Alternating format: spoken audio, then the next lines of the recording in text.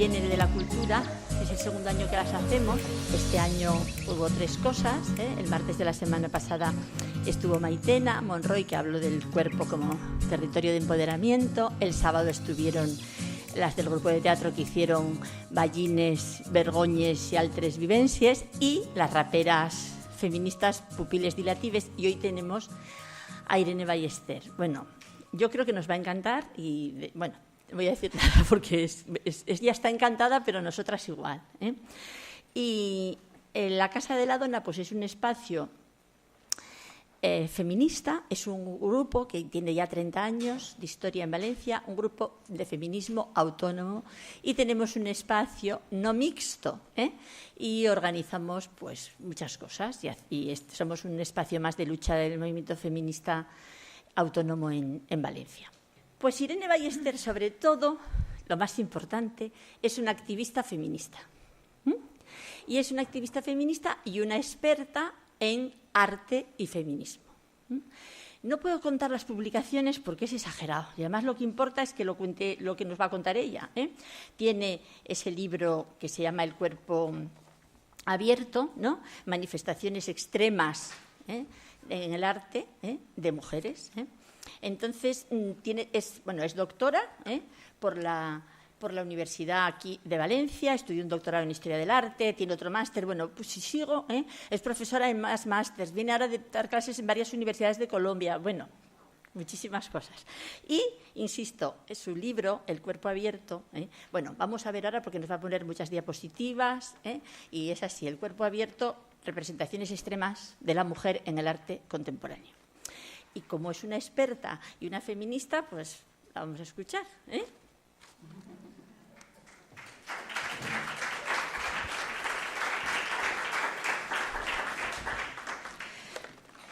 Moltíssimes gràcies per la presència de totes vostès, i la veritat, en primer lloc, vull agrair a la Casa de la Dona el que m'hagin convidat, especialment a Lola Jara, amb qui he estat sempre en contacte, i a Teresa Meana per la seva presentació tan carinyosa. I a més, jo, Teresa, també t'admire.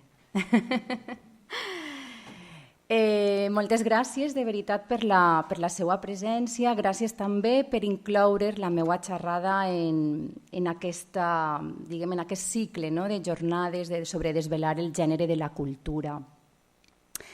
Jo la meva ponència l'he titulada Còdics nous, revelant altres cossos i altres mirades a partir de l'art i a partir del feminisme, perquè considere que és molt important la possibilitat de poder deconstruir aquesta mirada i mirar l'art o apropar-nos a l'art des d'una altra perspectiva. Jo soc llicenciada en Història de l'Art, després vaig fer el doctorat en Història de l'Art, però la meva llicenciatura, o durant aquests 5 anys de llicenciatura en Història de l'Art, jo no vaig estudiar cap dona artista. Jo vaig estudiar des de l'any 1997 fins l'any 2002, tinc entès, i també per altres professores a la Universitat de València, jo també he impartit classes al Departament d'Història de l'Art, que aquestes qüestions estan canviant, és necessari que canvien, perquè sense les nostres aportacions, qualsevol rama científica, és el mateix que siga la història de l'art, com la filosofia, com les matemàtiques, el que siga, sense les nostres aportacions el coneixement no està complet. I estem privant a la meitat de la humanitat de les nostres aportacions. Per tant, que nosaltres estiguem presents en els manuals, en els llibres, que estiguem visibilitzades, és molt important per educar en igualtat. Aleshores, repeteix, si nosaltres no estem presents, constantment apareguem únicament buides de contingut, únicament com a objectes artístics, com a objectes eròtics que és com han sigut representades al llarg de la història de l'art, i mai apareguem com un subjecte d'empoderament, com a subjectes de coneixement. I això és molt important, que nosaltres apareguem com a subjectes d'intel·ligència, com a subjectes de coneixement. Aquesta és una obra molt interessant. Jo els parlo també a vostès des de la meva experiència. Quan jo la vaig conèixer, mentre jo estudiava Història de l'Art, cap professor, cap professora m'explica allò que hi ha darrere d'aquesta imatge que pinta David i que parla sobre el jurament dels Horacis. Un jurament, a més, que ens parla de masculinitat, que ens parla de virilitat, que ens parla d'eixa gens tan important durant el període de la República Romana, però també que ens parla de la posició que han ocupat els homes i que hem ocupat les dones al llarg de la història. Com poden comprovar, en primer plànol, en primer terme, ocupant gran part d'eixa imatge, d'eixa representació d'aquesta escena, apareix un jurament fet pels personatges masculins. De fet, estan jurant l'honor representat o aglutinat en base al cognom i a la família dels Horacis, que ha de tindre una guerra, diguem, interna per la lluita del territori, per la lluita de la memòria, front als Curiacis, que és la família amb la qual les xiques que apareixen en un segon plànol, que són les germanes dels Horacis, estan casades. I per això ploren, a més d'expressar el seu diguem, sentiment, però apareixen representades en un segon plànol. Elles pràcticament fins i tot apareixen invisibles o invisibilitzades per aquesta penumbra, no?, que les té en un segon plànol, amb una actitud, a més, que contrasta amb aquesta activitat, no?, del jurament dels Horacis front la passivitat que elles ocupen, ploren, però sobretot cuiden, i cuiden a un xiquet o una xiqueta que vegem al fons. De fet, podríem parlar en aquesta imatge que també el que es representa és un feminicidi, perquè després la història tindrà un desenllaç tràgic mitjançant el qual fins i tot eixa defensa de la gens, eixa defensa del cognom patriarcal, de l'herència patriarcal, implicarà, segons aquests paràmetres, continue dient masculins i patriarcals, que l'honor implica el que aquesta xica o aquestes xiques que són també de la família dels Horacis no puguen plorar a qui han perdut, perquè les seues parelles o els seus futurs promesos seran assassinats. Per tant, el pare dels Horacis fins i tot dirà: la meva filla, per plorar, per eixa persona que havia estimat o que havia de ser la seva promesa, per plorar, per expressar el sentiment, es mereix ser assassinada, perquè els homes no ploren. Per tant, tu com a dona, per expressar els sentiments, estàs ofenent la meva virilitat patriarcal. Aquesta també és una obra molt interessant que després m'agradaria posar-la en relació amb un vídeo que l'artista madrilenya Cristina Lucas va dur a terme en l'any 2009 i que es diu La llibertat raonada, la llibertat razonada.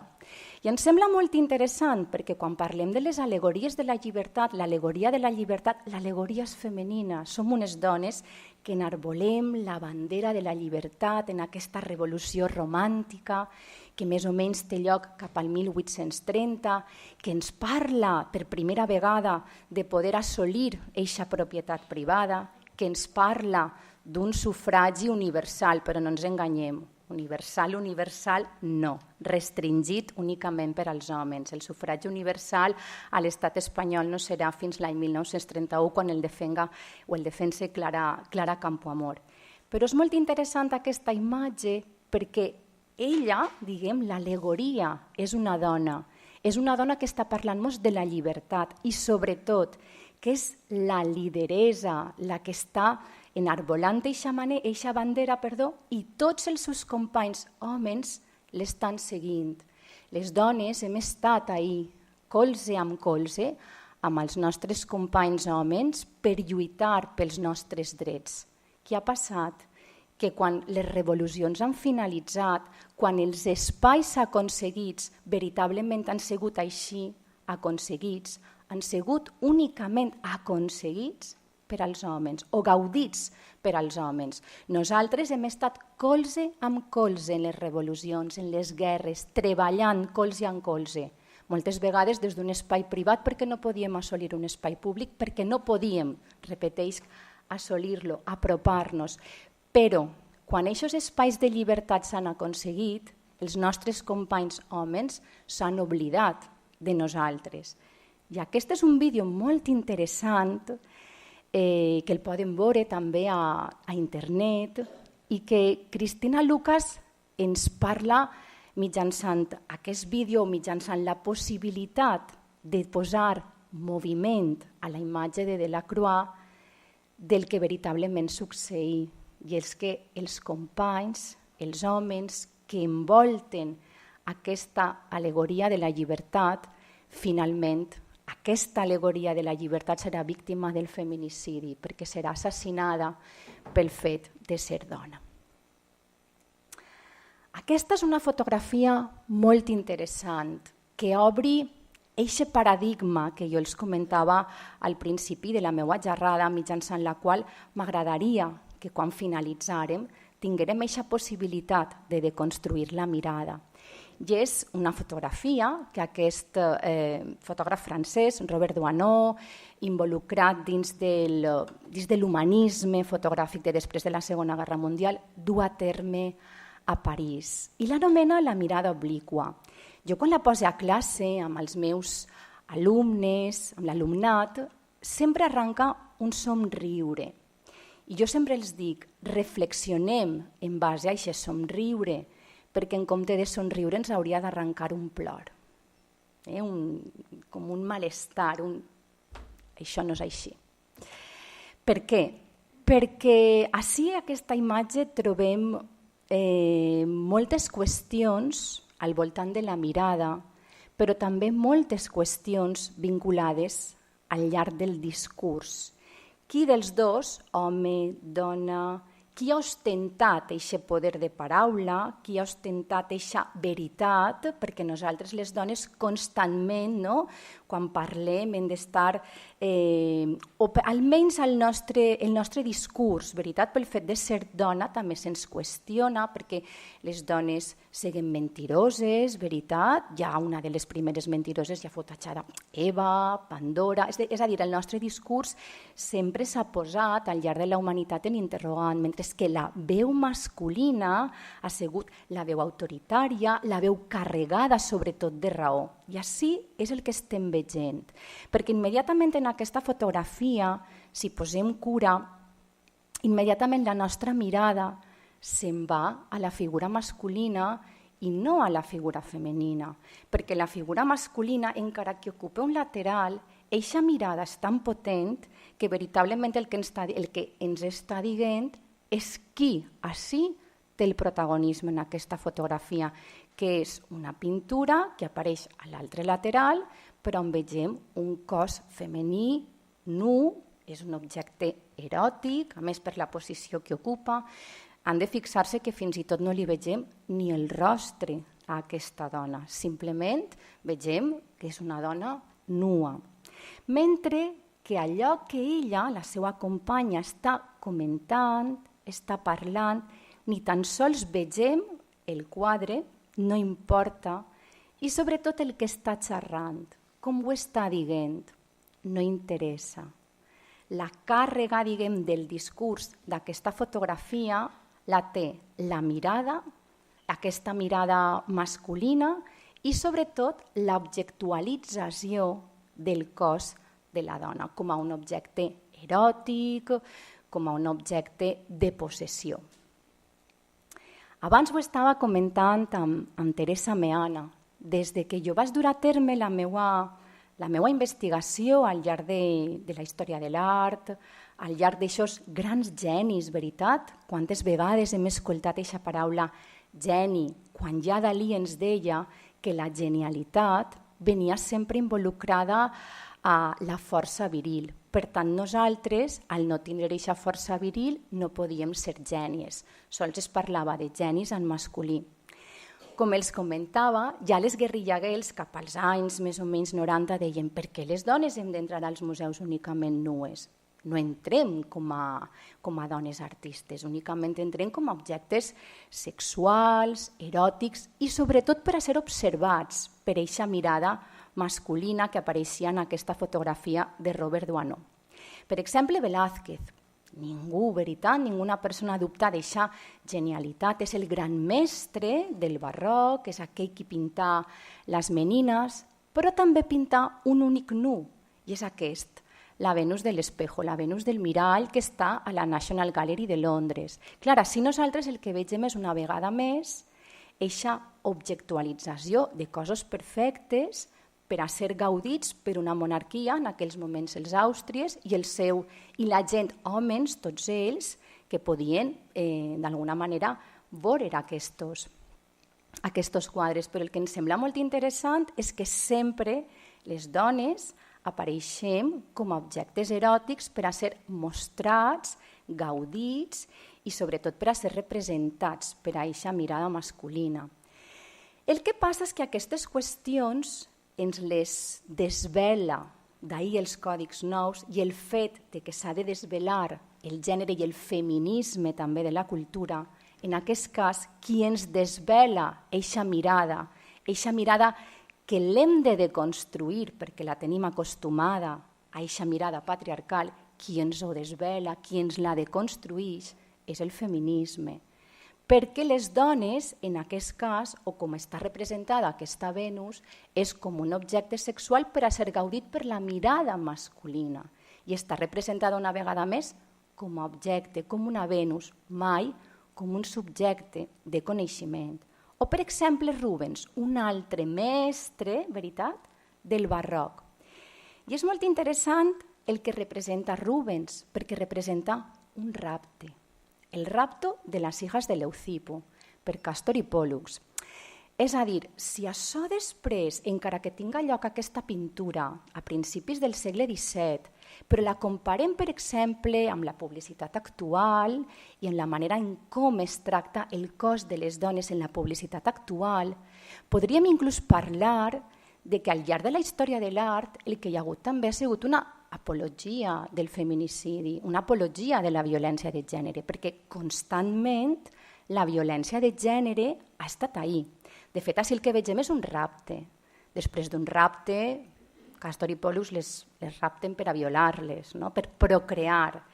És a dir, com també al llarg de la història de les imatges, raptes, violacions, han sigut imatges, si em permeten l'expressió, permeses per a ser mostrades, permeses per a ser visualitzades, però no per a ser denunciades, sinó perquè l'excusa perfecta per a representar aquests tipus de cossos femenins, eròtics, basats en aquest cànon sublim del qual parla el barroc, ha sigut l'excusa perfecta per a representar-los davall d'un tema tan aberrant i que vulnera els drets de les dones, com per exemple és un rapte.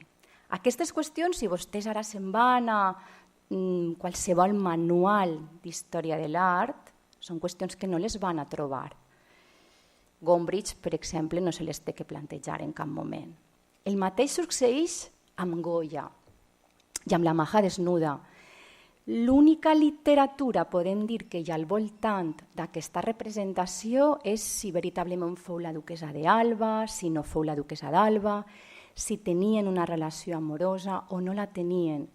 Però Goya, la manera mitjançant la qual està representant a la Maja desnuda, i a més amb aquests braços, no? Darrere ser oferida, ser mostrada.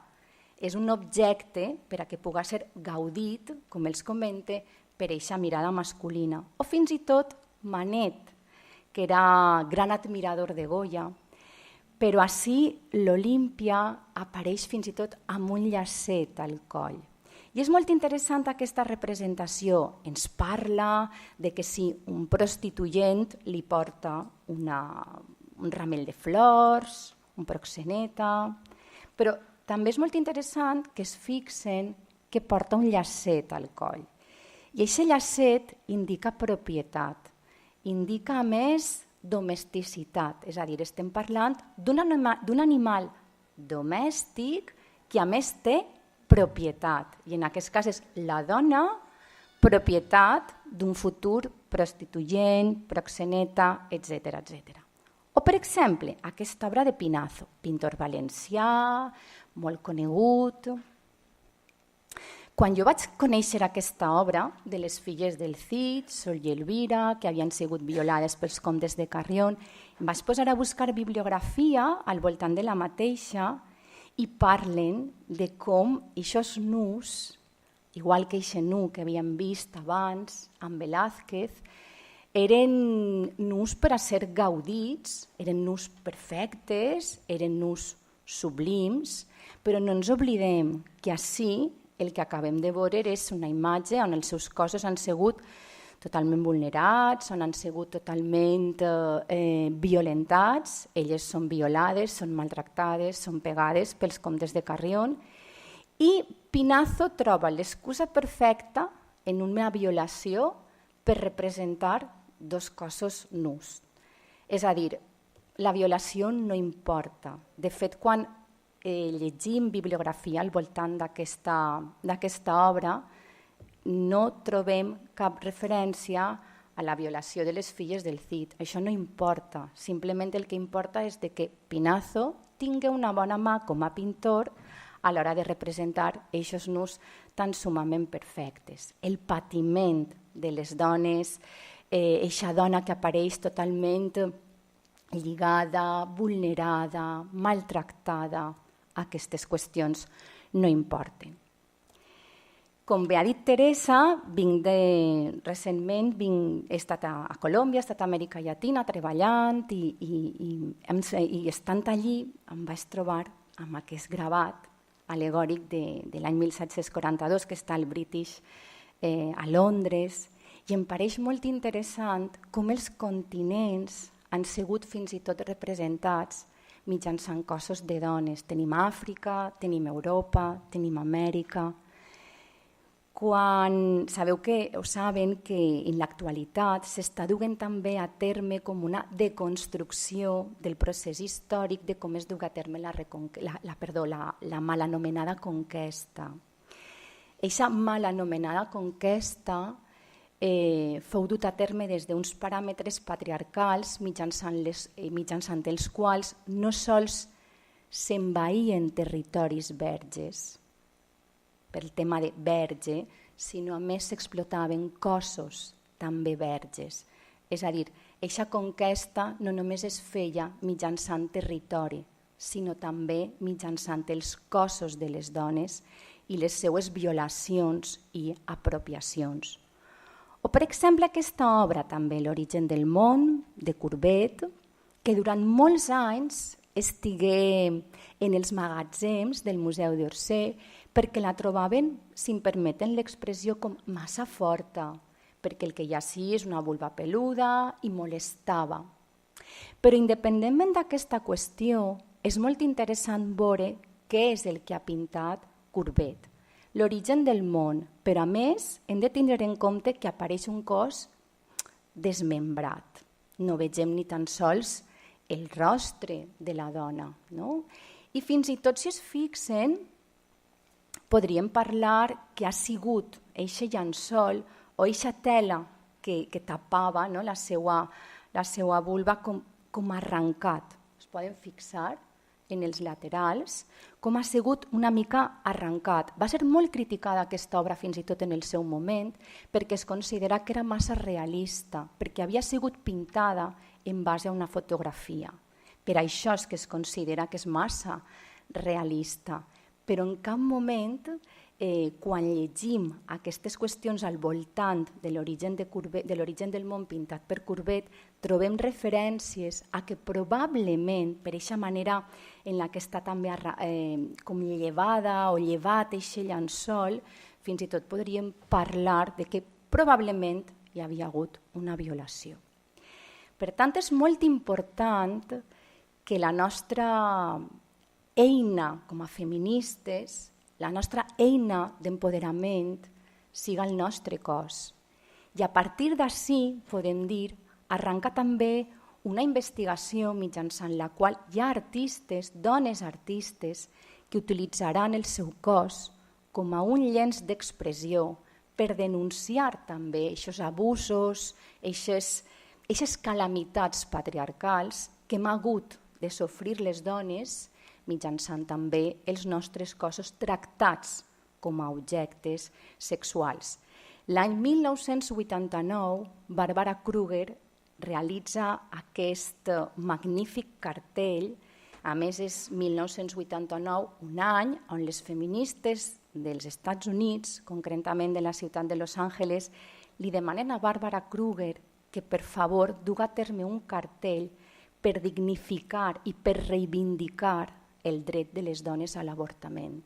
Un dret que encara se'ns qüestiona, se'ns considera que no som aptes, perquè el patriarcat sempre considera que és millor que nosaltres estiguem com en aquesta espècie de naixement, de limb, de la infantesa, perquè no tenim capacitat per decidir. Aleshores, és molt important que el nostre cos siga la nostra eina d'expressió, que siga la nostra eina de reivindicació, que siga la nostra eina d'empoderament front als abusos patriarcals. Dues artistes molt interessants que d'alguna manera trenquen amb aquesta utilització del cos com a objecte eròtic, com a objecte sexual per a aquesta mirada masculina, foren Frida Kahlo i Leonor Fini. Frida Kahlo és una pintora mexicana, suposo que totes vostès la coneixeran, però Frida Kahlo és molt més que una parella de Diego Rivera. A l'actualitat, constantment en aquest merchandising que l'acompanya, en tot allò que podem fins i tot llegir o veure en les seues pel·lícules, en pel·lícules al voltant de la seva vida, és molt més allà que una víctima, no? Com la representen d'aquest mite de l'amor romàntic patriarcal.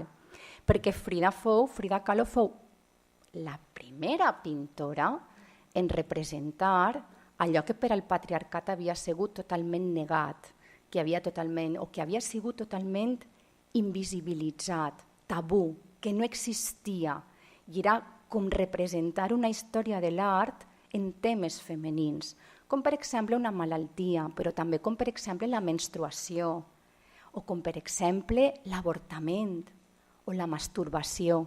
Havien sigut temes que fins a l'actualitat no s'havien tocat, perquè nosaltres únicament havíem sigut representades com a objectes per a ser gaudits per l'altre.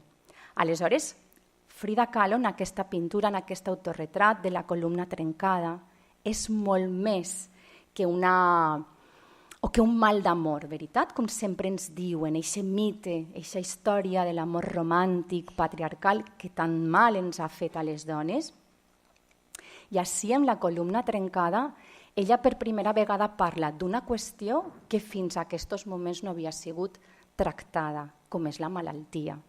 Perquè la malaltia és innegable en els cossos de les dones, és un total, diguem, tabú. Per què? Perquè els cossos de les dones únicament són representats o han sigut visibilitzats al llarg de la història de l'art quan han sigut cossos productius, és a dir, quan han estat en edats fèrtils per a ser mares i sobretot quan han tingut les carns, si em permeten l'expressió, en el seu lloc. Quan aquestes carns cauen, quan l'edat reproductiva passa, ens convertim com una fruita madura que hi ha que tirar al fem. Mentre que per als homes és una cosa totalment diferent. En el cas dels homes, quan hi existeixen aquestes canes, quan existeixen aquestes arrugues, que ens diuen constantment, és senyal de saviesa. Mentre que nosaltres el que hem de fer és camuflar-les, tintar-nos els cabells, posar-nos aquestes cremes, maquillatges, etc. Aleshores, inclús la representació al llarg de la història de l'art dels homes i de les dones no és igual. Ells no passa res si són representats entrats en anys. Per què? Perquè és sinònim de saviesa, és sinònim d'experiència i és sinònim d'una veu masculina autoritària i amb raó. Mentre que nosaltres, entrades en anys, o som bruixes o seguim segrestadores de xiquets, almenys connotacions negatives totes, i així, per exemple, ens representa Goya. Leonor Fini és una altra pintora molt interessant, vinculada també al món del surrealisme. Frida Kahlo, de fet, li digué a André Breton, jo no pinte somnis, pinte la meva pròpia realitat. I André Breton, pare del surrealisme misògin, se n'anà a Mèxic en busca d'aquest objecte trobat que considerà que era Frida Kahlo. Ni Leonor Fini ni Frida Kahlo signaren mai cap manifest del surrealisme. I si em permeten també, fixen-se en la pintura de Leonor Fini com d'alguna manera obri també aquest cos per mostrar un interior que fins a l'actualitat havia sigut totalment tabú. Aquests patriarques, d'alguna manera, del surrealisme ens havien representat així, no? En aquest fotomuntatge publicat en 1929, fixen-se també com apareix aquesta dona, la musa inspiradora dels patriarques del surrealisme i que a més diuen no veig que allò que està o que pertany o que està ocult en el bosc. És a més la representació d'aquestes dones com a nimfes del bosc, aquesta al·legoria de la natura, la dona com a salvatge, inspiradora, musa, però mai com a un subjecte, diguem, de coneixement o com un subjecte d'empoderament. Per exemple, Frida Kahlo, parlant una mica d'aixòs temes que utilitza, és molt interessant que ens parlen aquesta pintura no sols del seu naixement, sinó que representa un avortament en aquesta, diguem, realitat. I sobretot, una altra cosa que ens parla de la seva intel·ligència és que no perd de vista la seva cultura asteca. O, per exemple, en 1935, Frida Kahlo ens parla d'allò que ara té nom i denunciem tots els dies, que és el feminicidi. El títol és molt interessant perquè ens diu unos cuantos piquetitos i és una expressió que Frida Kahlo adopta d'un periòdic mexicà que ella llegeix en 1935 on el feminicida s'excusa dient si sols li vaig donar unes quantes ganivetades, o sigui, va ser no res. És a dir, malauradament allò del que ens estava parlant era de lo comú, no? Que podia ser en aquells moments assassinar a una dona i de lo comú també que malauradament és en aquesta societat patriarcal que les dones siguin assassinades pel fet de ser dones. I sobretot, una vegada més, quan abans els comentava com Frida Kahlo representa temes, mostra temes que fins a l'actualitat havien sigut totalment tabú, que és la visibilització del feminicidi, una paraula que en aquells moments no s'utilitzava, saben que és un terme acunyat a partir de l'any 1994 per Marcela Lagarde per parlar d'allò que estava succeint a la ciutat mexicana de Ciutat Juárez. Aleshores és molt interessant com representa, com visibilitza en 1935 aquest feminicidi. Per exemple, a Colòmbia també hi ha un altre artista molt interessant, que és Débora Arango. Pràcticament no es coneix res d'ella. Fernando Botero és el gran artista colombià, és el gran referent artístic a nivell també internacional colombià, però Débora Arango apareix invisibilitzada en un segon plànol, esperant, no? És com que, malauradament, aquest verb esperar, tan acostumat o tan arrelat a les vides de les dones, encara està molt present en la vida d'aquesta pintora.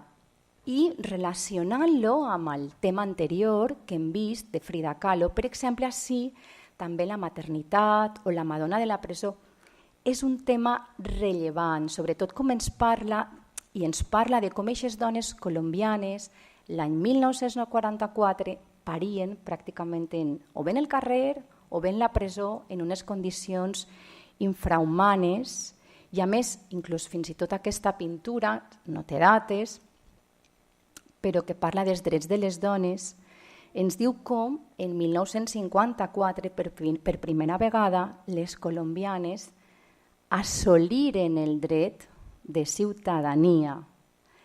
Clar, segurament totes vostès en algun moment hauran estudiat la Revolució Francesa, però que poques voltes ens deien que en aquests drets de la Revolució Francesa, no, aquests drets del home i del ciutadà, nosaltres no estàvem incloses. De fet, ací a l'estat espanyol no fórem ciutadanes fins la Constitució de 1931. Això no fa ni 100 anys.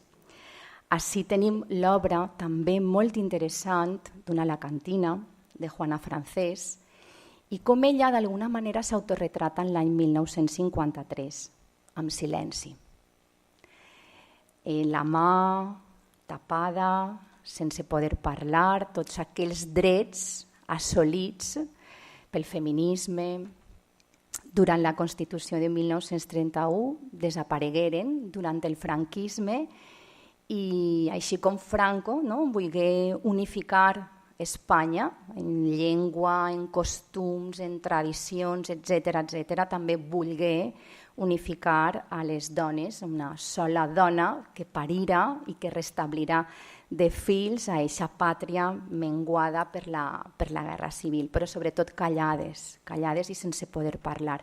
Eugene Smith és un fotògraf molt interessant que en 1950 més o menys passa una temporada a deleitosa Extremadura fotografiant com es viu en aquesta època de postguerra i sobretot és molt interessant veure aquest rostre d'eixa dona que cuida, que a més en nombroses ocasions en altres fotografies apareix treballant el fil, que apareix filant, però sobretot és el rostre de la fam, és el rostre de la misèria i és el rostre també del silenci. A més, també m'agradaria parlar-los una miqueta de la utilització del cos, sobretot a Amèrica Llatina, no perdent mai de vista també les artistes que podem trobar ací a l'estat espanyol. I parlo d'Amèrica Llatina principalment perquè és una zona on la utilització del cos de les dones, com eixe llenç d'expressió que havíem vist amb la pintura de Frida Kahlo, ens ha permès en nombroses ocasions, o els ha permès a elles en nombroses ocasions, d'alguna manera denunciar eixes democràcies restringides, com per exemple a Mèxic, com per exemple a Colòmbia, com per exemple a Guatemala. Però també és una qüestió que comento sempre amb el meu alumnat. Moltes vegades tendim a tindre una mirada, tendim a tindre una observació, diguem, del context, de la nostra història, des d'un punt de vista, jo l'anomene com massa eurocèntric, no? I no és així, perquè el feminicidi no és propi de Mèxic, la violència de gènere no succeeix a Amèrica Llatina, no. En el que portem d'any, 50 dones han sigut assassinades, víctima del feminicidi, aquest matí ha sigut assassinada l'última víctima, aleshores són qüestions que també ens pertanyen, ens toquen i per les quals hem d'estar constantment parlant i denunciant. L'any 1997 és molt interessant el treball de Lorena Wolfer, de la mexicana Lorena Wolfer, i ella es pregunta que si ella és Mèxic, qui l'ha colpejada. D'alguna manera ella estableix mitjançant el seu cos una analogia, podríem dir cos, país, dona maltractada, i ella apareix en aquesta performance molt interessant que a més va ser dut a terme en vídeo ací a València en una exposició que tingué lloc fa 3 anys al Politècnic. Ella ens parla com a model de com exhibeix d'alguna manera aquesta violència que apareix en el seu cos. A més, la roba que ella porta són colors de la bandera mexicana. L'any més o menys 1994 començaren a aparèixer aquests cossos de dones víctimes del feminicidi a Ciudad Juárez. En un primer moment, quan apareixen aquests cossos de dones, se'ls considera que se ho han merescut. Eixa mort se l'han merescuda. Perquè a Mèxic hi ha una frase, hi ha un tòpic que diu que dime com mors i et diré com eres. Per tant, si aquestes dones apareixien o havien sigut violades analment, vaginalment, bucalment, era perquè s'ho mereixien, perquè havien sigut prostitutes. O perquè encarnaven allò que s'anomena com la mala pècora, és a dir, venien el seu cos a l'estranger, aquell que dels Estats Units baixa a Mèxic en busca de consumir prostitució, alcohol i sobretot cossos de dones.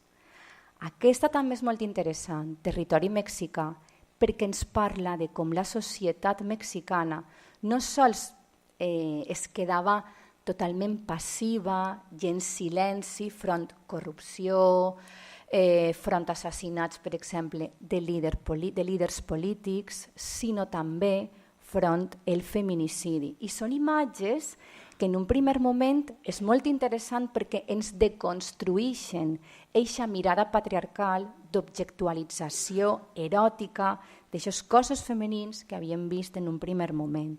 O, per exemple, en aquesta performance, també Lorena Wolfer ens parla de com mentre dormíem o mentre dormim, perquè són performances que les podem extrapolar a qualsevol context, també el nostre, mentre dormim, continuen duent-se a terme feminicidis, dones víctimes de violència de gènere, mentre l'Estat, en aquest cas l'Estat espanyol o l'Estat mexicà, no pot protegir a les víctimes de violència de gènere. I és molt interessant aquesta performance perquè mentre un àudio de fons anava dient com aquestes xiques havien sigut assassinades, Lorena Wolfer en un plumó quirúrgic es marcava en cadascuna de les parts del cos que havien sigut abusades, maltractades i finalitzant el seu cos, deia Lorena Wolfer, es convertia en un territori de resistència, en un territori a més de denúncia, perquè era un mapa, podem dir, de l'horror, de l'abús i del feminicidi. Per exemple, aquesta fotògrafa, Mayra Martell, té una sèrie molt interessant mitjançant la qual ella parla d'aixos retrats utòpics de la identitat, però que són llocs, espais, la vida domèstica, la vida diària de cadascuna d'aquestes xiquetes, xiques que han sigut víctimes del feminicidi o que simplement han desaparegut, com per exemple en el cas d'aquesta noia desapareguda o el cas també de Diana Ruiz, com deixa la seva habitació o com la deixa, per exemple, Júlia Hernández o fins i tot la societat, el lloc, la casa, la vida que tenen aquestes dones víctimes del feminicidi. És molt interessant plantejar-se mitjançant aquesta fotografia com elles, que són principalment dones que treballen en fàbriques, en maquiles, en la frontera entre els Estats Units i Mèxic, com elles treballen per a que nosaltres que vivim en este mal anomenat primer món puguem gaudir d'una feina, d'uns processos que a més ens fan la vida molt més còmoda, com per exemple un ordinador o com per exemple qualsevol objecte d'electrodomèstic, etc. És a dir, com aquest capitalisme del qual Sílvia Federici parla molt bé, diu com necessita de la mà barata femenina. Com aquest capitalisme patriarcal sols s'assenta, sols està present si les dones treballem a un cost zero. I en aquest cas, a un cost molt reduït, perquè per això es busca mà d'obra barata. A Mèxic, això també ho fa Zara. Això no és sols Mèxic, això ho fan també les grans multinacionals d'aquest estat, com per exemple Zara, buscant una mà d'obra femenina molt barata per a que nosaltres, del mal anomenat primer món, puguem gaudir d'aquest benestar. Aleshores, són fotografies, són treballs que ens fan plantejar-nos com elles viuen a Mèxic en allò que fins i tot aquesta indústria capitalista rebutja, com són els palets, com són les fustes, com moltes vegades és l'Auralita, és a dir, que ni tan sols tenen una casa digna. I a més, encara que siguen víctimes d'aquest feminicidi, siguen víctimes d'aquesta cadena capitalista, és molt interessant tindre en compte sempre que la cadena capitalista no para. Fins i tot pot haver assassinats, però la cadena capitalista, el consumisme, no para. D'ahir tan necessari, veritat, dur a terme un atur a nivell internacional el proper març de l'any 2018.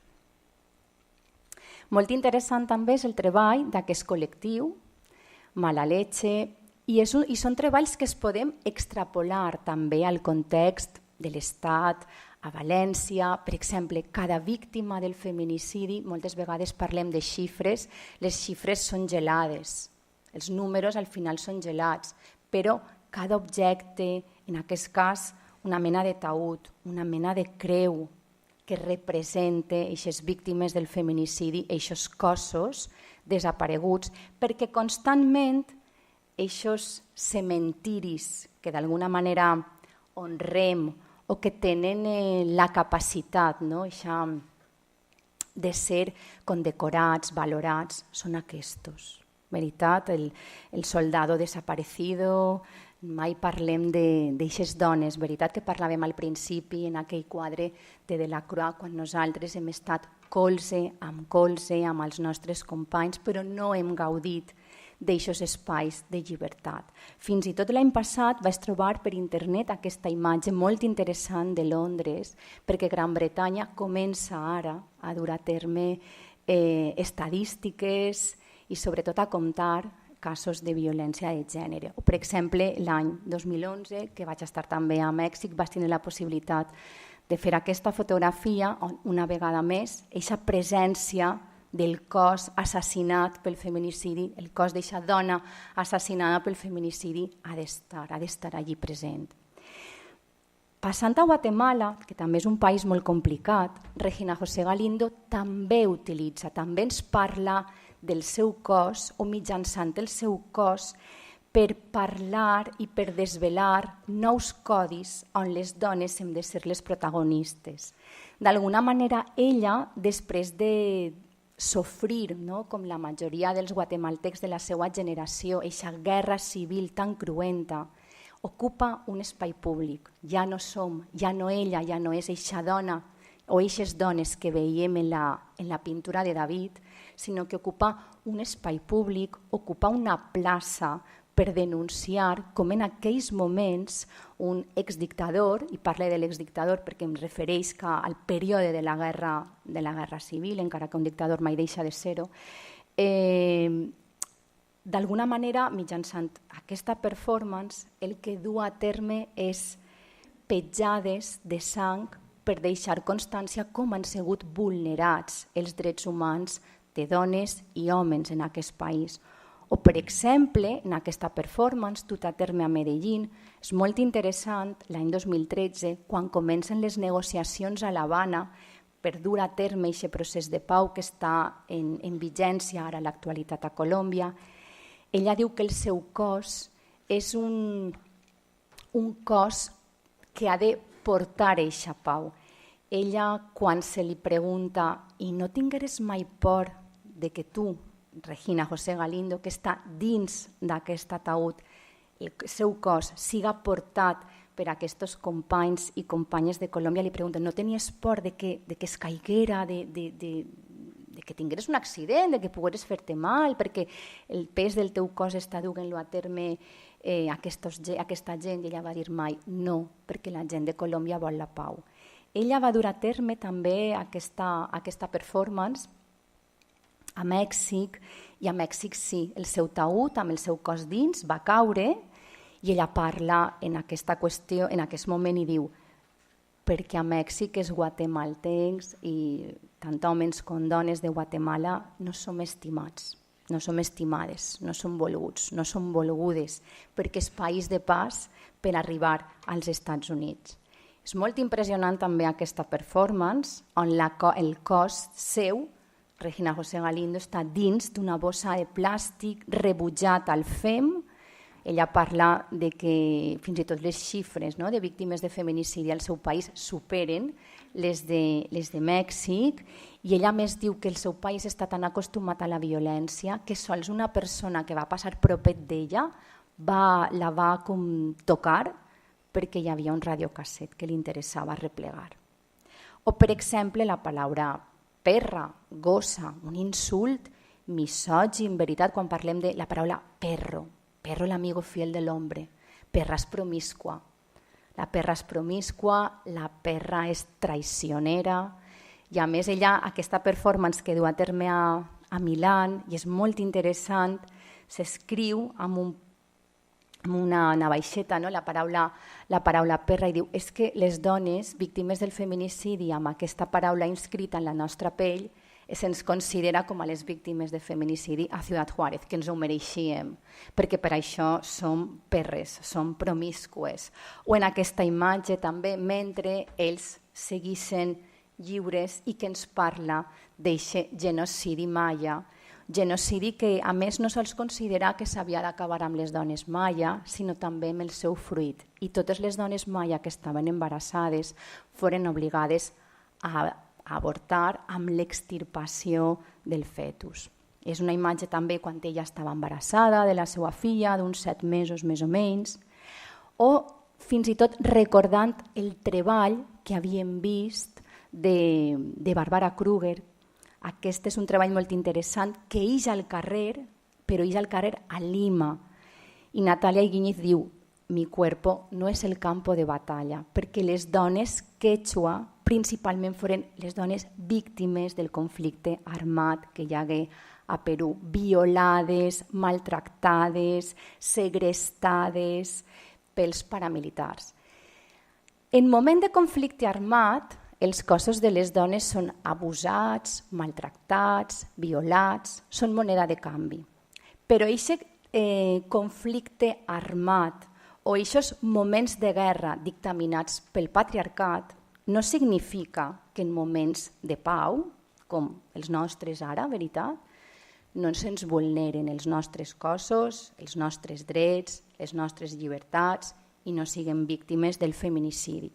Per exemple, aquest treball de la colombiana Doris Salcedo, La grieta, el clavill, és molt interessant perquè fins i tot un escriptor mexicà com Carlos Fuentes parla de com aquest clavill, la grieta, la nostra vagina, no? La nostra vagina sagna cada 28 dies, cada mes, i com aquesta ferida la podem extrapolar a qualsevol frontera. Per exemple, si parlem així de la nostra frontera, hauríem de pensar que la Jonquera és un lloc de moltíssima prostitució, malauradament, on són obligades a prostituir-se moltíssimes dones, víctimes de trata, etc. O fins i tot si parlem de la frontera mexicana, podríem parlar dels casos del feminicidi, com es compara aquest clavill, aquesta grieta, amb la nostra vagina. O, per exemple, també el treball de Yolanda Domínguez, que em paregué molt interessant, sobretot quan decidí, mitjançant convocatòria pública, que les dones acudírem a registrar els nostres cossos. Perquè sí, eixa ment masculina, eixe discurs masculí, com parlàvem abans, sempre carregat d'autoritarisme, parla, gestiona, justifica, legisla sobre els nostres cossos considerats de ment buida, salvatge, perquè per això sagnem cada 28 dies, etc.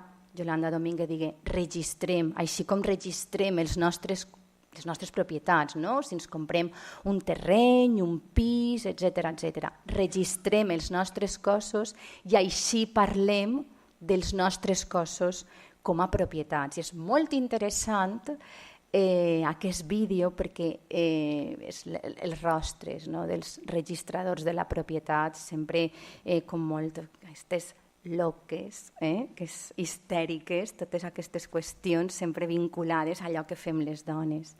Aquesta performance em sembla també molt interessant, no? Perquè parla de l'alè, parla d'un alè que ens diu estic viva. Fou dut a terme a Milà, també, per part de Regina José Galindo, i com el seu cos acaba convertint-se en eina.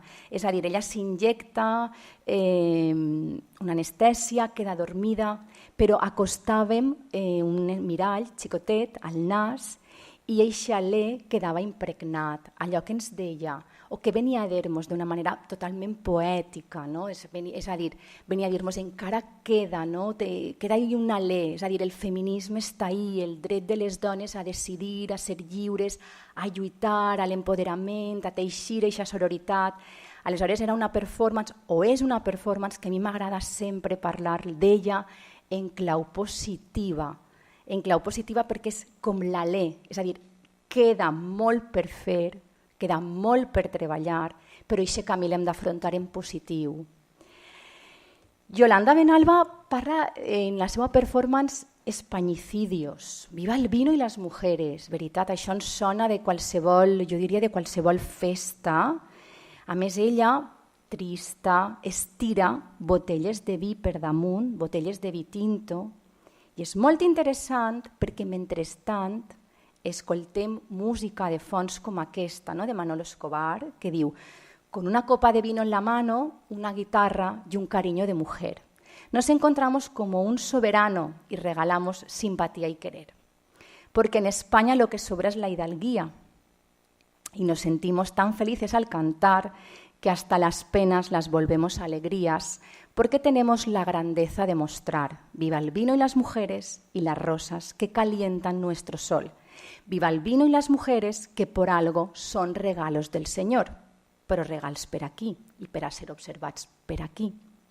Y vivan los 4 puntos cardinales de mi patria, que vivan los 4 juntos que forman nuestra bandera y el escudo de mi España. És a dir, qualsevol festa, no? Què? Clar, i són cançons que ens hauríem de parar, no? A escoltar la lletra. Jo que soc de la zona de la Marina, aquest estiu ens plantejàvem un grup de feministes de la meua terra que no podem permetre unes festes on es canten aquests tipus de cançons. De fet, per grups de WhatsApp en els que estic, he vist que a Berreguard, un poble de la Safor, s'ha creat com una comissió per a que aquests tipus de cançons ja no es canten en les orquestes, ni el reggaeton aquest que s'escolta que fa mal als oïts, etc. O sigui, si em permeten, ho podem extrapolar al context també de les imatges. No? Estem tan acostumats, tan acostumades a veure aquestes imatges en les quals els cossos de les dones són violentats que ens passen desapercebuts perquè ja els donem una total normalitat. I el mateix succeeix amb les lletres d'aquests tipus de cançons tan sumament masclistes i a més misògines, és a dir, l'alcohol, les dones i aquestes violacions tumultuàries que s'han destapat recentment a Pamplona, però que malauradament han sigut el pa de cada dia. També em sembla molt interessant aquesta performance, no? De Pilar Albarracín, que l'any 1992 ens parla de cossos també abusats, víctimes de la violència de gènere, víctimes del feminicidi, en un any en el que es parla de l'estat espanyol com el moment d'eixe despertar, no? El moment d'eixe entrar en Europa, perquè tenim les Olimpiades de Barcelona, tenim la Expo de Sevilla, és a dir, en aquells moments Felipe González deia no, és que Espanya mira a Europa, por fin. I és molt interessant aquesta performance si ho comparem amb el feminicidi d'Ana Orantes.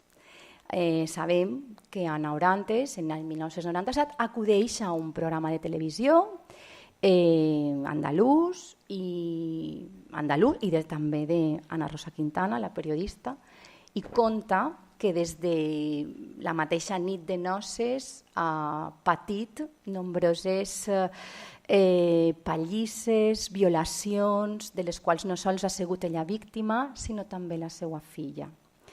I és a partir d'aquest any quan, les feministes en aquells moments de l'estat espanyol també li exigeixen als polítics que Espanya complisca les lleis i els convenis signats contra la violència de gènere. Aleshores, ens semblava molt interessant el treball de Pilar Albarracín, com en 1992 visibilitza la violència de gènere, visibilitza el feminicidi en un any en el que encara es parla de crímens passionals.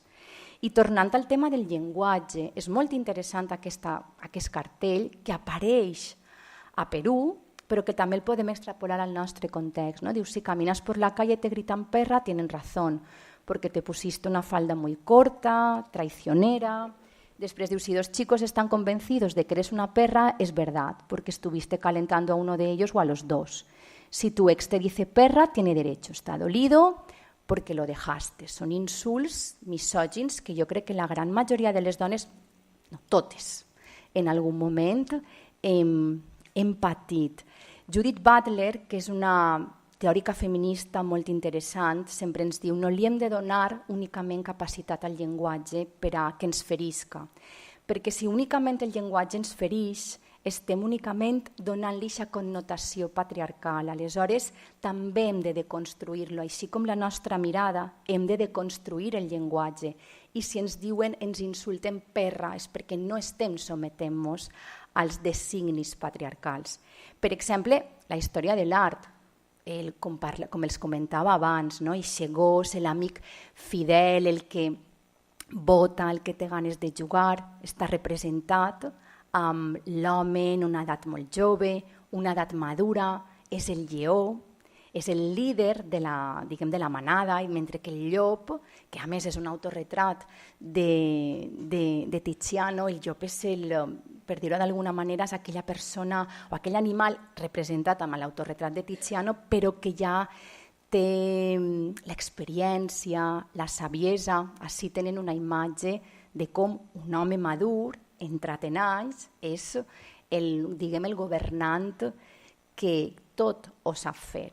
Però és que després, si ens n'anem a les cançons i ho comparem i li posem una miqueta d'este humor satíric a la xerrada, Shakira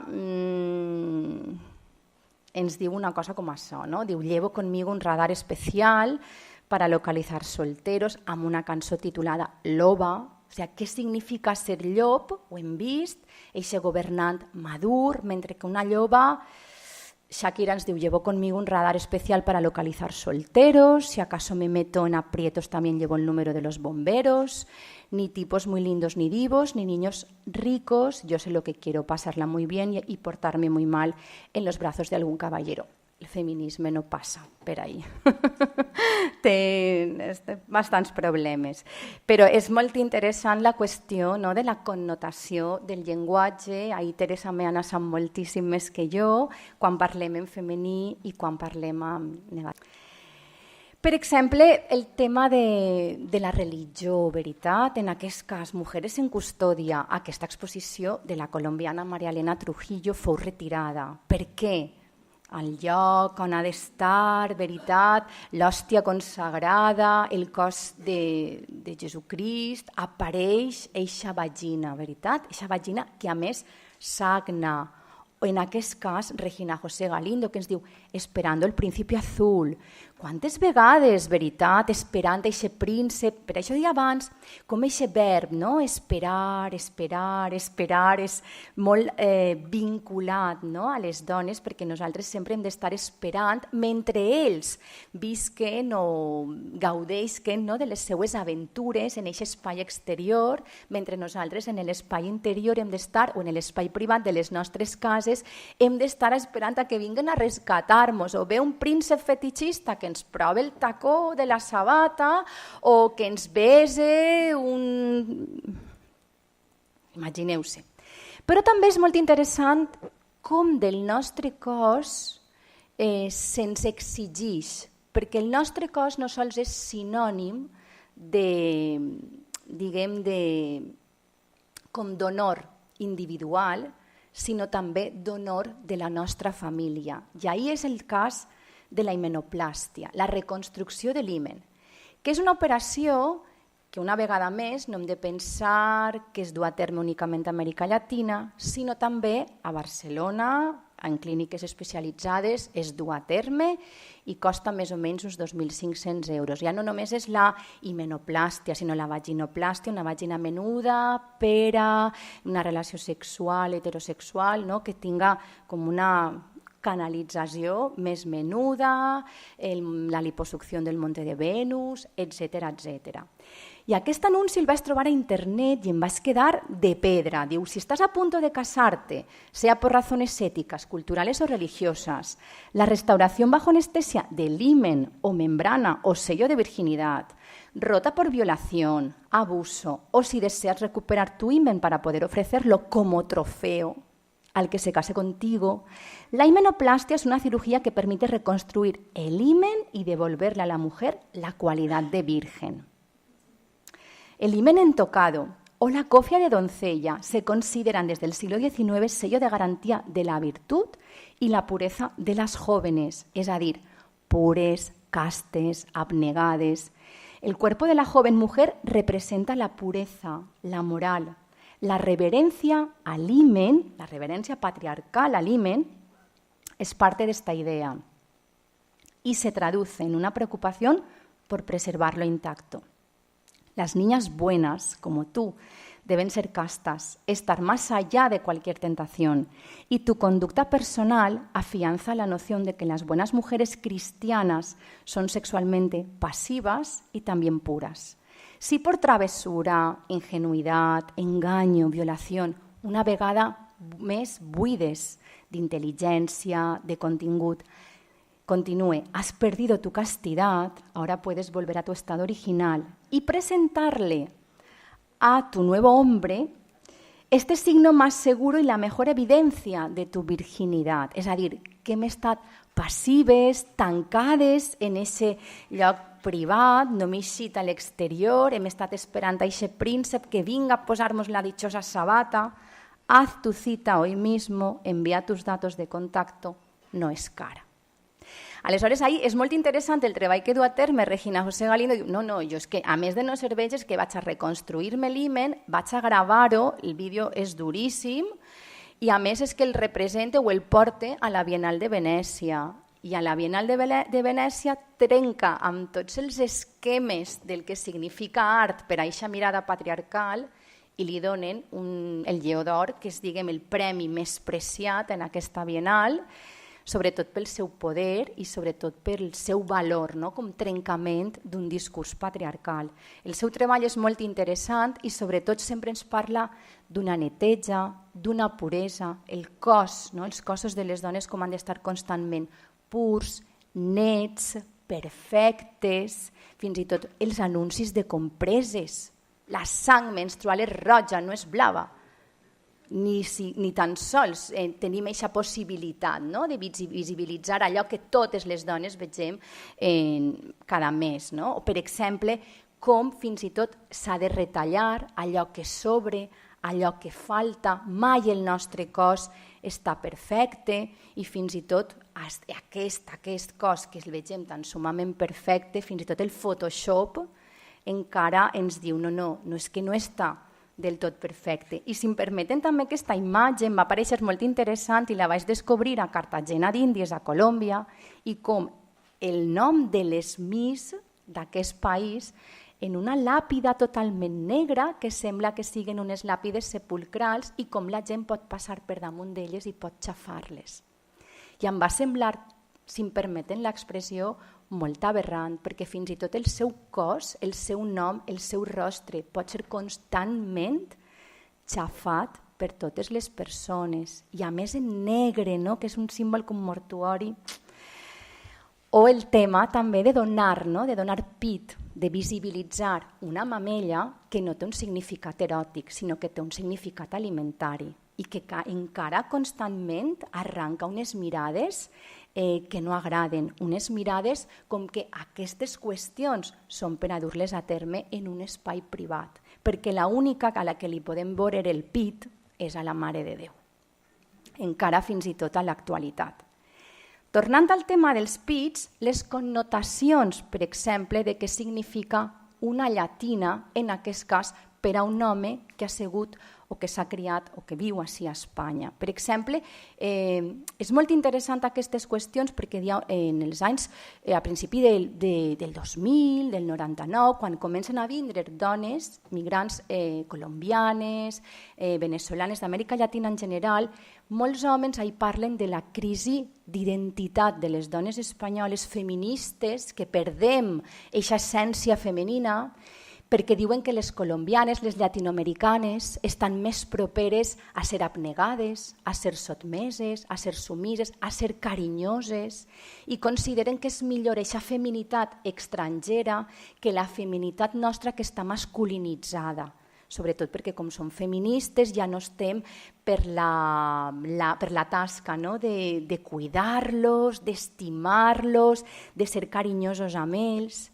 I aquest col·lectiu també colombià em sembla molt interessant perquè diu, clar, és una performance, però diu, si esto no estuviese aquí escrito, realmente usted no lo estaría leyendo. No? És aquesta exuberància, veritat, aquests pits, aquesta mirada masculina una vegada més, que fins i tot així Nadia Granados, mentre neteja el seu cotxe, parla d'aquesta consciència bruta, d'aquesta mirada masculina que objectualitza i constantment també està erotitzant el seu cos.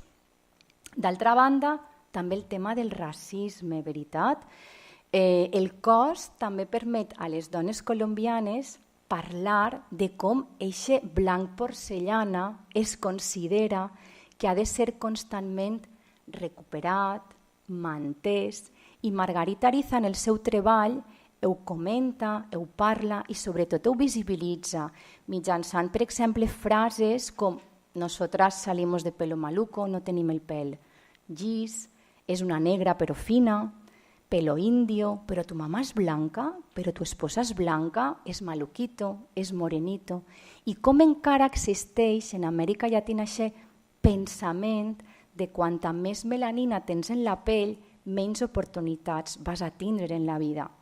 Tornem a Shakira. Shakira és que em dona molt de joc, si em permeten, no? Perquè tan morena, i ara qui diria que és aquesta xica, veritat? Perquè una vegada més la publicitat a l'actualitat constantment ens ven que aquelles dones que triomfen són les dones roses i les dones blanques.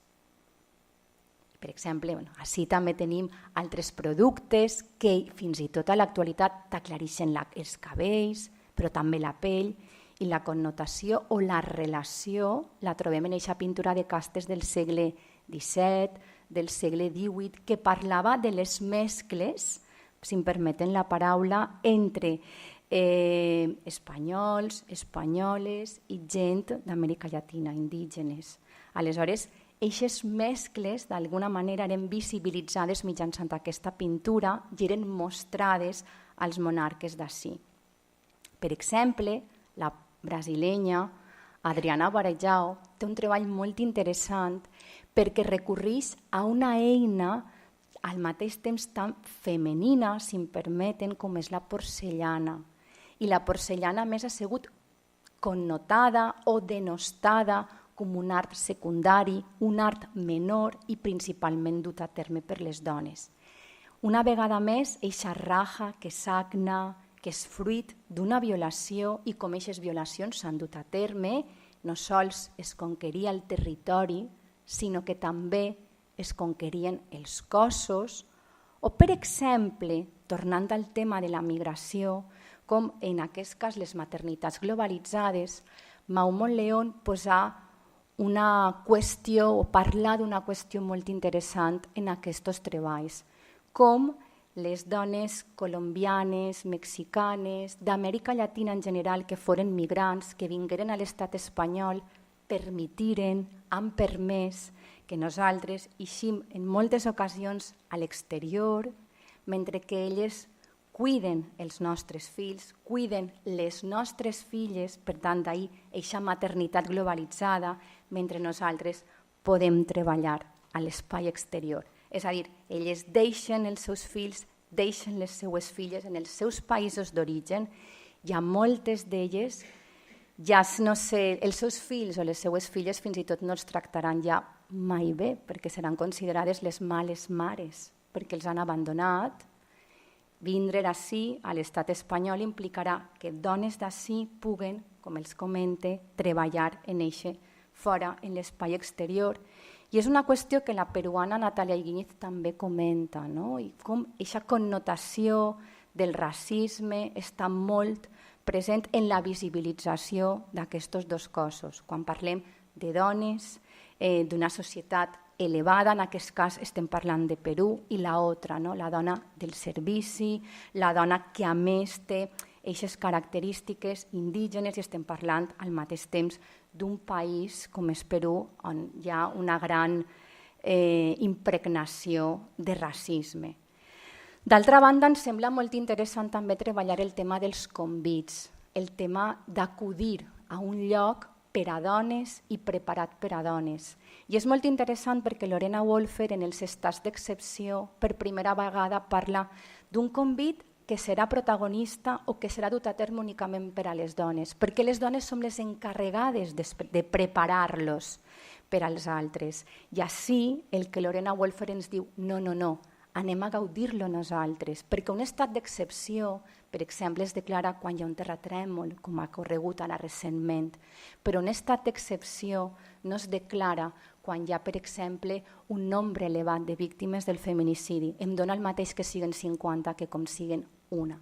Per exemple, a Ciutat Juárez, en l'any 2011, es demanà o es decretà, millor dit, l'estat d'excepció per la violència del narcotràfic, però mai es declarà un estat d'excepció per la violència contra les dones. I és un espai de sororitat feminista per parlar dels drets de les dones, per parlar de la Constitució mexicana i com ens declara com a ciutadanes i com ens ha de protegir. D'altra banda, em sembla molt interessant comentar-vos per últim aquest treball, perquè el va dur a terme una alumna meua, Verena Álvarez, i va ser una alumna que dona, si em permeten l'expressió, és com tocar en el quid de la qüestió. Al llarg de tota la conferència hem vist com hi ha cossos de dones, o hem mostrat treballs de dones que han deconstruït eixa mirada patriarcal, de la qual havíem parlat al principi. El que Verena Álvarez va proposar és un treball molt interessant, una vegada més, sobre la nostra mirada. Jo vaig tenir alumnes, tant homes com dones, que em van dir que com era possible que apareguera el cos d'un home d'aquesta manera. I al mateix moment, o en la mateixa època, aparegué aquesta imatge, que eren les 50 sombres de Grey. València fou empaperada amb aquesta imatge. I jo la vaig posar al meu alumnat a classes i els vaig preguntar què vegeu ací. La majoria em van dir que veien erotisme, que veien sexualitat, que veien amor, que veien passió i no van veure que ella estava lligada. Ella està lligada, ella està sotmesa, ella està sumisa. I en el moment en el que podíem veure aquests treballs de Verena Álvarez, els va molestar, els va increpar, però per què? Perquè era un cos masculí. Quan aquestes imatges són sobre un cos femení, estem tan acostumats, malauradament, estem tan acostumades que aquesta violència en els cossos de les dones passa totalment desapercebuda. Però quan és en un cos masculí, immediatament vaig tindre molts alumnes que em deien això no es pot permetre. I em va resultar una activitat molt interessant perquè, com els torné a dir, així la violència cap al cos d'una dona, encara que siga, jo no l'he llegit, el llibre, no tinc cap interès en llegir-lo, però les crítiques parlaven de que si era erotisme per a mestresses de casa, o porno per a mestresses de casa, etc. Em resulta molt interessant aquest exercici de mirada. Jo finalitzo així i finalitzo amb aquest autorretrat de Francesca Budman que va dur a terme en els anys 70. Ella es va suïcidar en 1979 perquè deia que no podia viure en aquest món, però jo vull acabar com positiva. No? El seu treball és molt interessant, el recomane, és pionera també dels autorretrats i de la representació de les dones i de la importància de les dones en la fotografia com a una eina no contaminada al mateix nivell que una pintura o una escultura pel patriarcat. Però en queda en aquest autorretrat, en el sentit, ella parla de que és un autorretrat parlat, o un autorretrat mitjançant el qual vol parlar i dir moltes coses. Les dones tenim molt a dir. Les dones unides, amb aquest sentiment de sororitat, teixint xarxes de connexió, teixint xarxes d'empoderament, teixint xarxes de feminisme i de la seva pluralitat. Tenim molt per a parlar, molt per a dir, molts espais per a ocupar i molt de treball per a dur a terme. Vull agrair una vegada més a la Casa de la Dona la seva invitació. Per a mi és un plaer, podeu comptar amb mi sempre. Gràcies a les amistats, a la gent que ha vingut. Estic molt contenta perquè avui m'havien dit que estava el cor una mica partit, però sí hi ha molta gent, hi ha moltes amistats meues, així que moltes gràcies. Gràcies a Lola Jara per la invitació, a Teresa Meana, i queda a la vostra disposició. Ja ha sigut un plaer. Moltíssimes gràcies.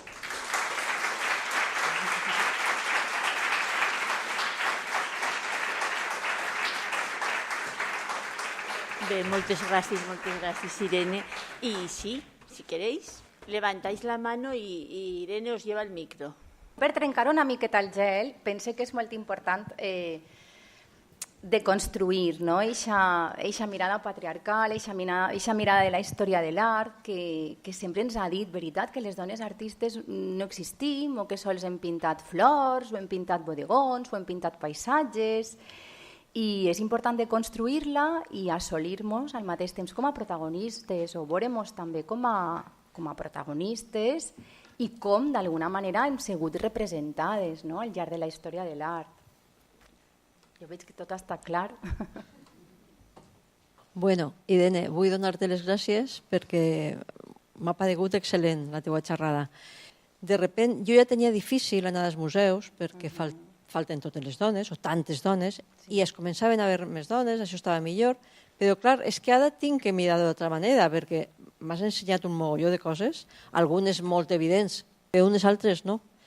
I estic sorpresa, perquè realment pense que no sé si tinc que anar al museu o directament fer una pinta en la porta, no ho sé, estic ahí un poco confusa. Sí. Bueno. Conozco a Irene, fue profesora mía, la he disfrutado y sigo disfrutándote, ¿no? Pero que es importante también no solo el tema de las imágenes que consumimos, ¿no?, sino los discursos que consumimos de grandes profesionales como, por ejemplo, el juez Emilio Calatayud. Estos días yo estoy, esgarrifada de las declaraciones que hizo es que las niñas se visten como putas. Entonces, no es un juez sospechoso, al contrario, es un juez rompedor y que ha roto muchos cánones en materia de educación de menores, ¿no?, que es a lo que yo me dedico. Y dices, wow, grandes profesionales que tienes también idealizados como gente muy competente, que dices, qué discursos todavía en el mundo de nuestras profesiones. Las niñas no se visten como putas, señor Emilio, señor juez. Ustedes miran a las mujeres como putas desde que son pequeñas.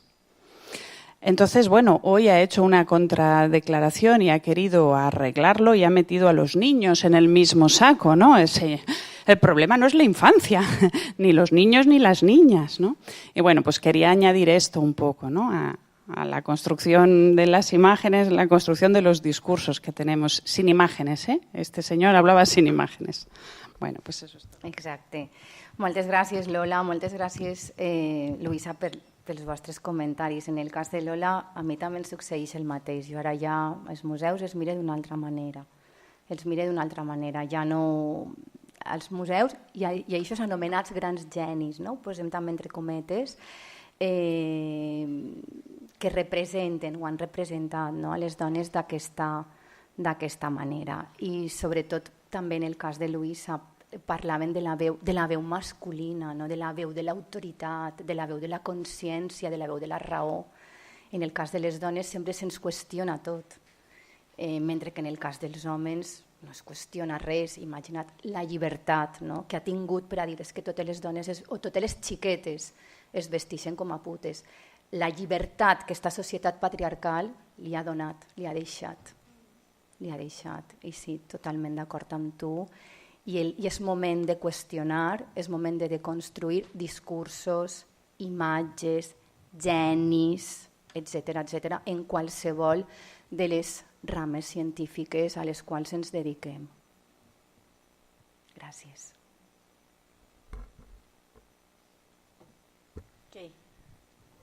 Bueno, yo pensaba cuando la escuchaba en el cuerpo lo del racismo, por ejemplo, ya en otro caso.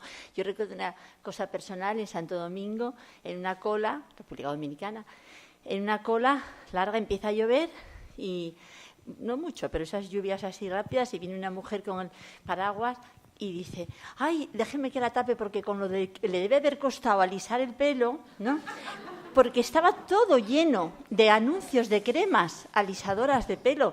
El periódico en Santo Domingo, alisadoras de pelo, aclaradoras de piel, por lo que tú dijiste. Ella, que efectivamente era negra y tenía el pelo amarillo, pensó, pobre señora, las horas que debe haber estando para alisarlo así, ¿no? Bueno, tiene un poco más largo, pero igual de liso. Entonces, es eso, ¿no? El cuerpo y las cremas, los anuncios de las... Bueno, yo quería decir una cosa que siempre pienso con el tema de la violación y tal, y de la conquista. Cuando, como sabéis todas, en América Latina acoger tiene el otro significado, ¿no? Bueno, follar, ¿no? Eso viene de la conquista. Estoy segurísima. De yo cojo a esta, tú coges a aquella, ¿no? Entonces, coger significa violar. Yo cojo a esa, coger, violar. Solo con una pregunta. En relación a la exposición que ha hecho el día de hoy, me ha gustado muchísimo, he aprendido un montón.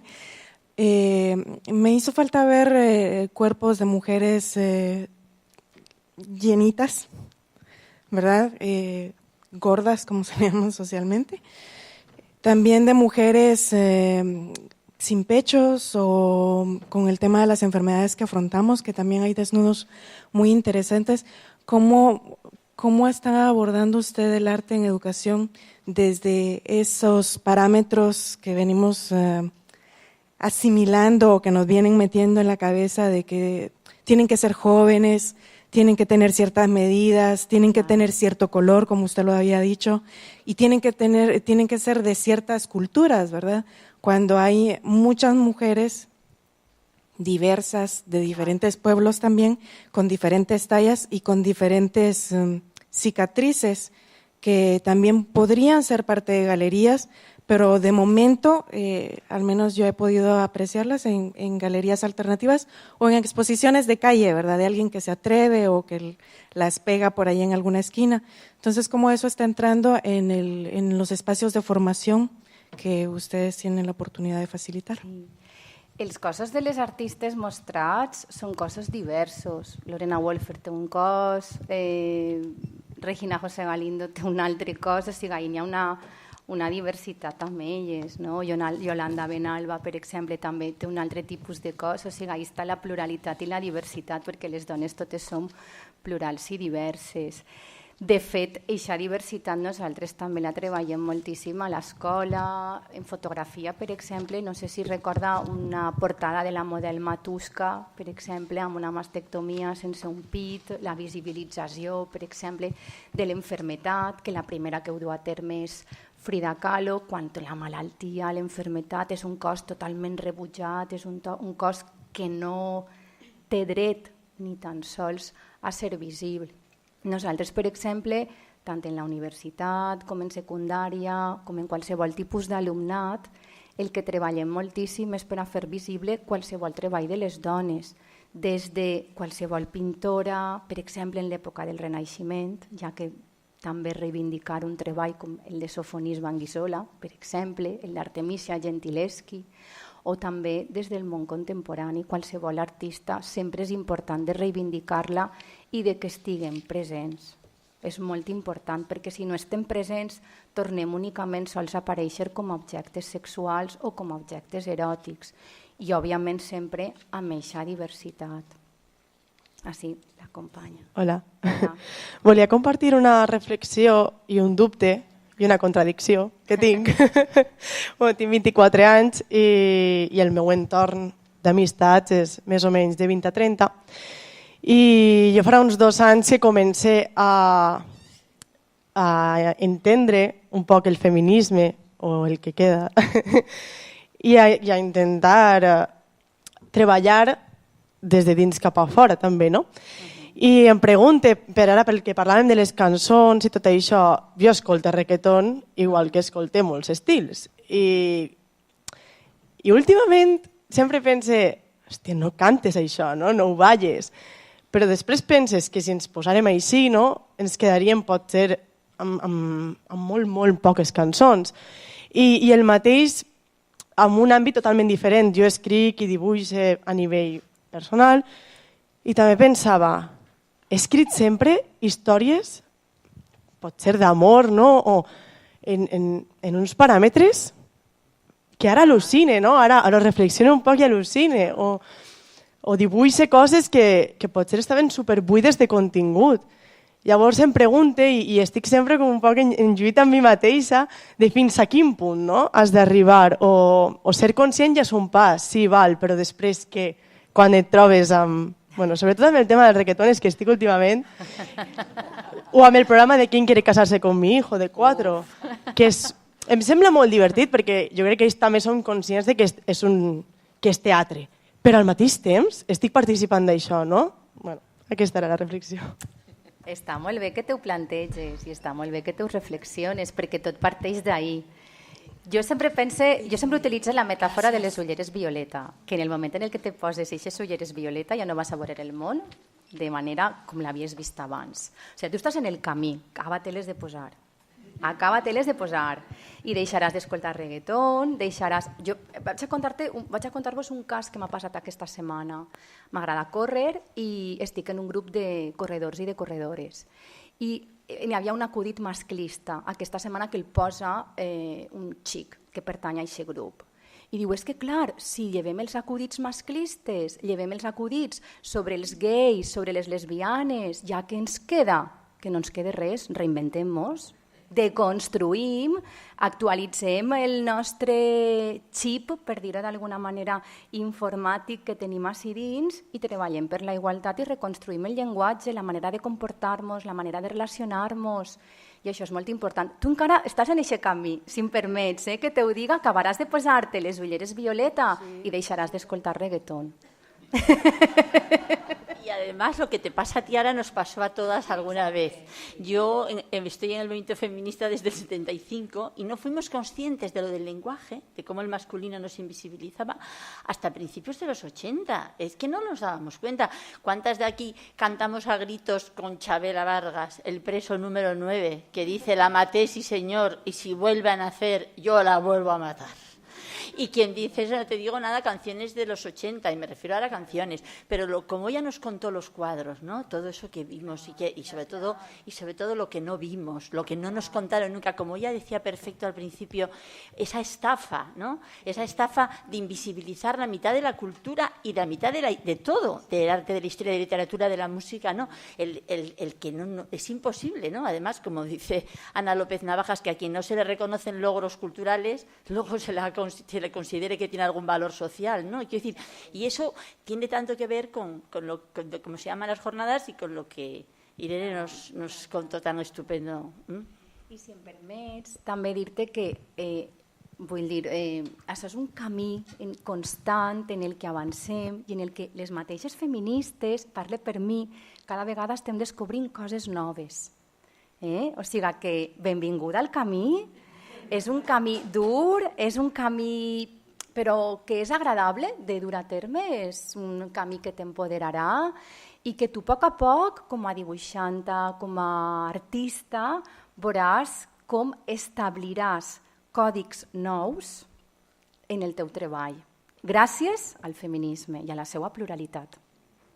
Yo iba un poco en la misma línea y así hay una reflexión. Yo me acuerdo, pues yo vengo de Buenos Aires, pero bueno, en mi tierra pasó algo similar, pero en el tema de la música y demás, en los años 80, finales de los años 80, las lesbianas cantábamos el himno de Mujer contra Mujer porque por primera vez se hablaba de una situación de una relación lésbica. Hoy uno analiza esa canción y es horrorosa. O sea, les tiraban piedras, volaban a ras del suelo. Es decir, eso era espantoso, era una cuestión horrorosa de vivir. Sin embargo, era por primera vez que aparecía de alguna manera una canción popular, más, ¿sabes?, que sonaba en la radio y demás, y bueno, y nos sentíamos identificadas y gritábamos y nos tirábamos los pelos porque, en fin, quiero decir, y esto es la criticidad y tal, ¿no? Y yo por aportar aquí, pues, en definitiva, que una crea lo que cree y una cree lo que crea. Y entonces creo que por ahí tenemos que seguir trabajando. Exacto, muy bien, muy bien.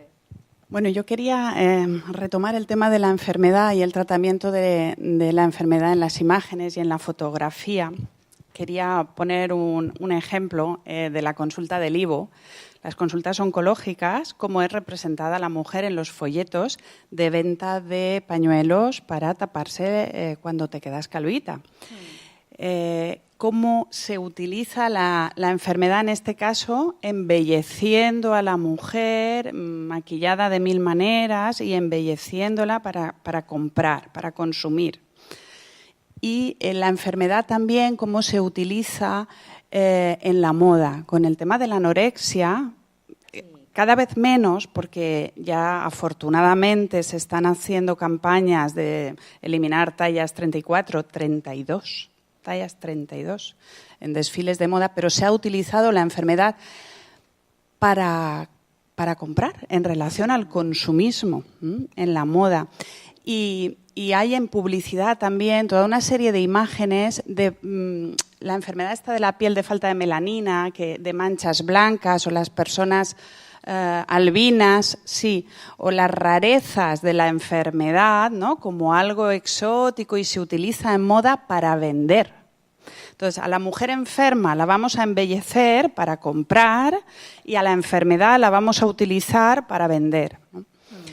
Y bueno, que queda mucho trabajo también por hacer ahí en relación con la mujer i la enfermedad.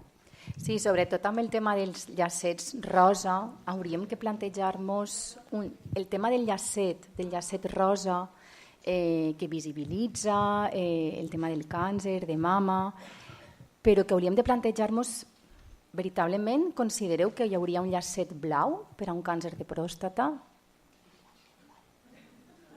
Perquè una vegada més aquest llacet blau, aquest llacet roseta, el tema de que ens hem de maquillar, és com una vegada més camuflar l'enfermetat, que no es visibilitze, que una dona no es queixina al carrer i sobretot com mirar l'enfermetat d'una manera com tendra, infantil. N'hi hauria molt que parlar, però sí, és un tema molt interessant. I una altra fotògrafa també, que abans per a la companya, dir-li Hannah Wilkes, té un treball molt interessant on ella ha de comentar tota la seva enfermedad. Bueno, me ha encantado el trabajo. Gracias. Ya me voy sabiendo bastantes cositas más. Yo quería un poco contestar a la compañera, si me permitís, por el tema del reggaetón. Aquí se ha hablado un poco de, no, el reggaetón no hay que escucharlo y tal. Veréis, yo es que creo que la industria musical es tan potente que nosotras podemos decir que no, pero esto va a ser que sí. Entonces hay otra opción que creo que es muy inteligente, que es cuando las mujeres hacen reggaetón y lo hacen feminista. Sí. Entonces me parece fundamental que allá donde haya un machirulo contando su pobrecito de mí, que mi mujer me ha dejado y yo le tengo que pegar, pobre de mí, pues haya una mujer que reivindique en su mismo lenguaje musical que eso no es así. Entonces, es una labor ardua, porque eso implica que todas las mujeres que sean creativas tienen un campo enorme para trabajar y para subvertir esas letras. Exacto. Eso por un lado. Hay ya gente que está haciendo reggaetón, mujeres que están haciendo reggaetón feminista. Si quieres oír reggaetón, chica, aprovecha y además les das difusión, ¿sabes? Es una manera de, oye, mira, en vez del despacito, óyete el no sé qué, ¿no? Da igual. Y luego, contestando un poco, aquí tengo también otra dicotomía, ¿no? Por aquello que decías de la enfermedad que se comercializa con ella, por ejemplo, en la moda. Y yo me estaba acordando de un caso bueno, no sé si lo voy a saber explicar, pero lo tengo medio hilado, ¿vale? Las personas albinas en África, en algunos países son castigados y penados de muerte. Y recuerdo un caso de un chaval que estaba perseguido y precisamente se pudo salvar porque era modelo. Entonces, en estas cosas yo creo que ni tanto ni tan calvo. Igual que me pasa con esto, siempre busco un término intermedio donde buscar la parte positiva de algo que ya sé que va a estar muy difícil de quitar, sino simplemente trabajar y darle una vuelta, ¿no? Mi propuesta es que, bueno, os invito a que hagáis ese ejercicio porque es muy sano. No solamente el prohibir o el negar, porque me parece, no sé, incluso un trabajo un poco más, a mí me cuesta más esto de prohibir, sino el darle la vuelta. Es mucho más creativo, es mucho más atractivo y normalmente tiene mejores resultados. Ahí lo dejo. De fet, en el 19J passat, el 19 de juny passat, l'alerta feminista que es va decretar, hi havia cançons de Luis Fonsi, el Despacito tan que és d'estiu. Ah, sí? És ella, és ella. Com crea. Pues si vols cantar-nos, eh? Este es tu momento, disfrútalo. Y además una cosa, no hay tan pocas. Lo que hizo Emakunde, el Instituto Vasco de la Mujer, no fue mandar una lista de en las fiestas no se cante esto y aquello, sino mandar 100 canciones de fiesta que no son así. Quiero decir que hay muchas, aparte de lo que ella dice, de que las del otro día se definen como rap electrónico feminista, ¿no? Pupiles dilatives, y sus letras son otras cosas, ¿no? Pero sí, ella es la que cantó despacio. Ah, molt bé, m'alegre. Pues ya son casi las 9. Le damos muchísimas gracias a Irene Ballester. Fue un gozo escucharla. Aprendimos muchísimo, de verdad.